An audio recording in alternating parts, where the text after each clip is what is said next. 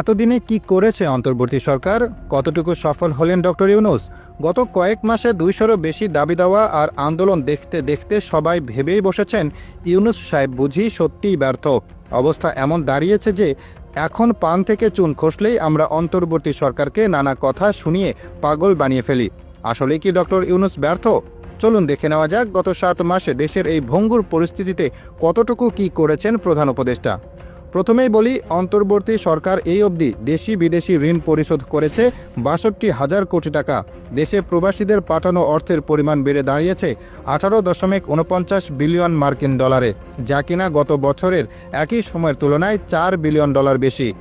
দেশের বৈদেশিক মুদ্রার রিজার্ভ বেড়ে হয়েছে ২,১৪০ কোটি ডলার। হাসিনা ও তার পরিবারের অ্যাকাউন্ট থেকেই অন্তর্বর্তী সরকার উদ্ধার করেছে ৬৩৫ কোটি টাকা। এই রোজার মাসে খাদ্যপণ্যের দাম বাড়ার সমস্যাটিকে বিস্ময়করভাবে সামাল দিয়েছেন ডক্টর ইউনূস।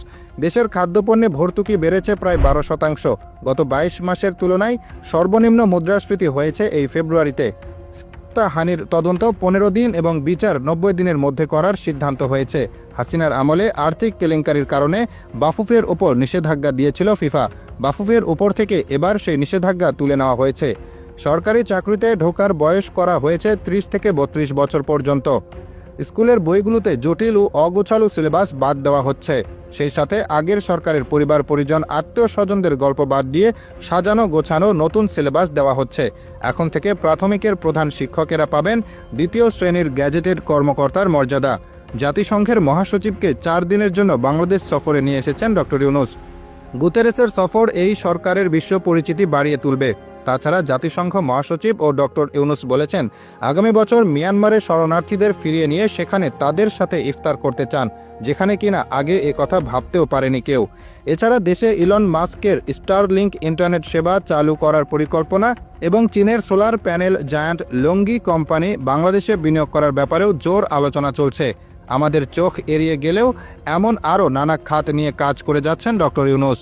আর এদিকে খোলা চোখে দেশ জুড়ে কেবল নানা বিশৃঙ্খলা দেখে আমরা ধরে নিয়েছি দেশটা বুঝে এবার সত্যিই গেল।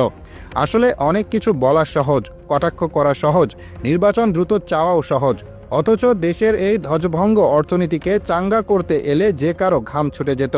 বললেই তো পারা যায় না, তাই অন্য কেউ এলে আদৌ পারত কি না সেটা নিয়ে যথেষ্ট সন্দেহ রয়েছে। ডক্টর ইউনূস হয়তো হিমশিম খাচ্ছেন অনেক কিছু করতে। ভঙ্গুর একটা দেশ আর ব্যক্তি স্বার্থকেন্দ্রিক একটা জাতিকে ঠিক করতে হিমশিমের পরিমাণ বেড়ে যাচ্ছে আরও বেশি। তারপরও তিনি ক্রমাগত চেষ্টা করে যাচ্ছেন। এই দেশটাকে নিয়ে তার স্বপ্ন যে আমাদের চেয়েও বড়, এই ব্যাপারটা বোঝা যায় তার একটা কথায়। ডক্টর ইউনূস বলেছেন, আমরা